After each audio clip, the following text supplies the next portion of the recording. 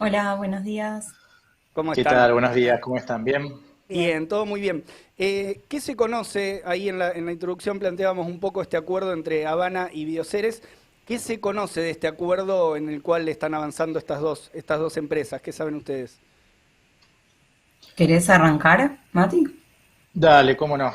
Bueno, esto viene de la mano con una serie de anuncios que hubo en los últimos meses que tiene que ver con el avance del trigo transgénico en nuestro país, ¿no? Hubo una serie de firmas, más de 1000 investigadores de todo el país.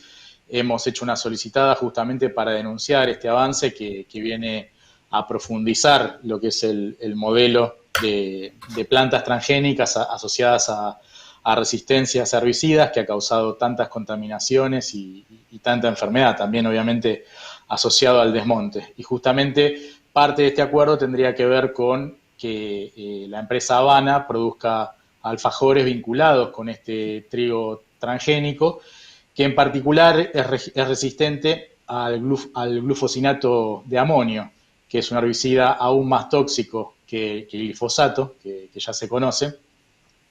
Y particularmente la propiedad que tiene este trigo es que es resistente a sequía. Entonces, por eso aparece también esta cuestión en donde esta empresa dice que viene a lidiar con el cambio climático. El trigo resistente a sequía justamente vendría a ser una contribución en este sentido, pero hay que tener en cuenta que la empresa Bioceres es una de las tantas empresas del grupo Insud ligado a Hugo Sigman, que justamente se especializan en varios tipos de negocios. Por un lado, el negocio ganadero, por el otro lado, el agronegocio, el negocio forestal, y por el otro lado también el negocio farmacéutico. También Map Science, que es la empresa que tenía que producir la vacuna para nuestro país, está ligada a este grupo.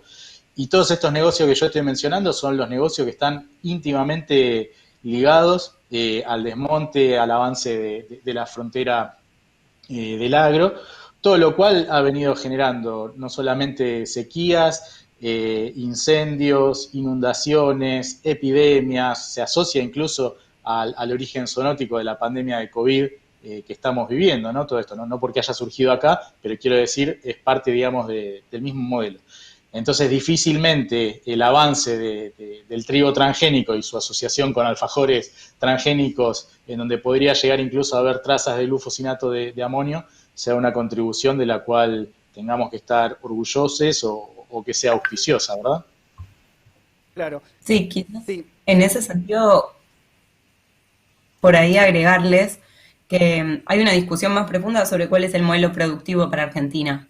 Y me parece que es interesante cómo empezamos a ver que hay un reconocimiento de que hay problemas tanto o sea, que hay un problema en el modelo agropecuario de Argentina y en la dependencia de recursos naturales que tiene Argentina, y entonces empieza a aparecer en un montón de empresas un discurso de producir de manera sustentable, pero no se discute qué es la sustentabilidad. Sustentabilidad no es solamente utilizar menos dióxido de carbono, no es solamente reducir la huella de carbono en definitiva, sino que sustentabilidad también es un concepto que debería discutirse de manera mucho más amplia, y lo que no se dice es justamente lo que decía Matías, los efectos que tiene para la salud y los efectos que tiene de hecho sobre la diversidad del ambiente avanzar con monocultivos, ya sea la soja transgénica o ahora el trigo transgénico.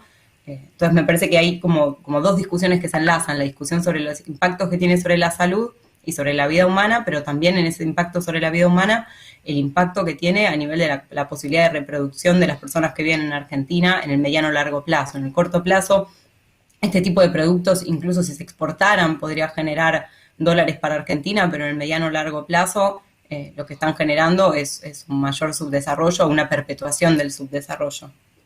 Una cosa que me llamó mucho la atención en una entrevista del diario Perfil a ambos CEO, tanto de Bioceres como de Habana, es que el discurso que tienen es tipo greenwashing, es decir, este es un pacto para mejorar el medio ambiente, que es todo lo contrario a lo que vos acabás de decir también, pero ¿quién utiliza, o sea, quién habilita la producción de este producto? ¿Hay estudios al respecto del impacto en la salud que generan, por ejemplo? Sí, ya hay estudios, hay diferentes estudios que muestran para este herbicida y para otros herbicidas el efecto tóxico. Y lo que aparece en el discurso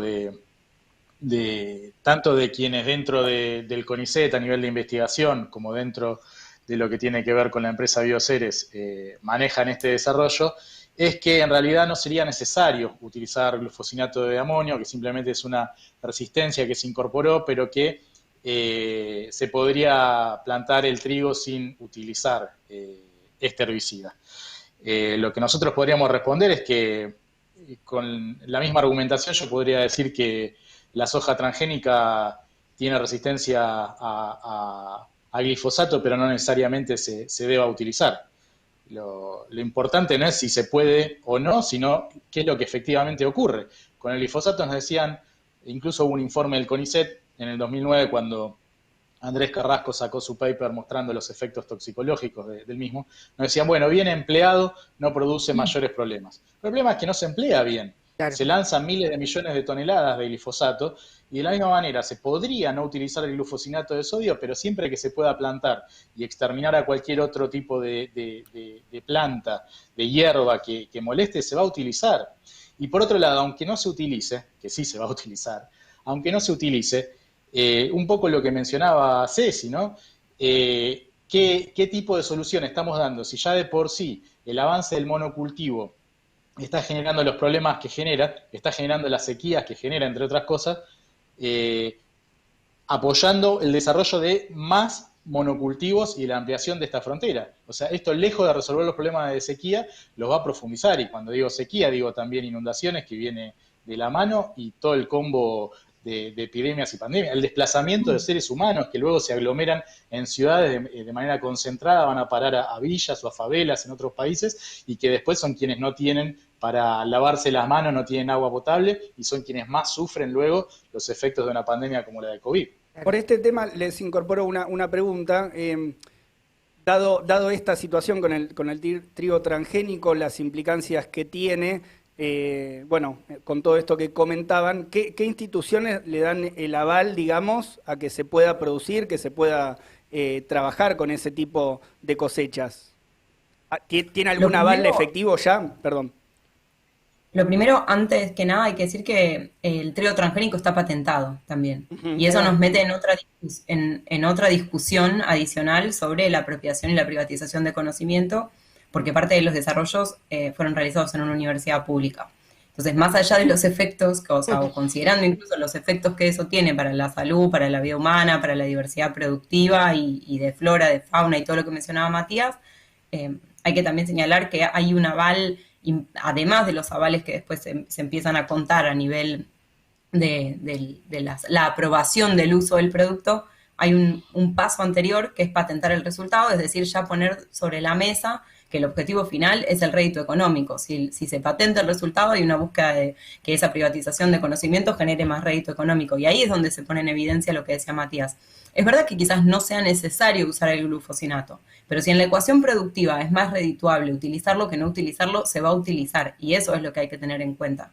Que en la medida en que este tipo de productos de agrotóxicos no sean prohibidos, la lógica de cualquier empresa va a estar maximizar sus ganancias. Y entonces, si le conviene utilizarlos, los va a utilizar. Bien, bien. Esto es una duda más llana también, si se quiere.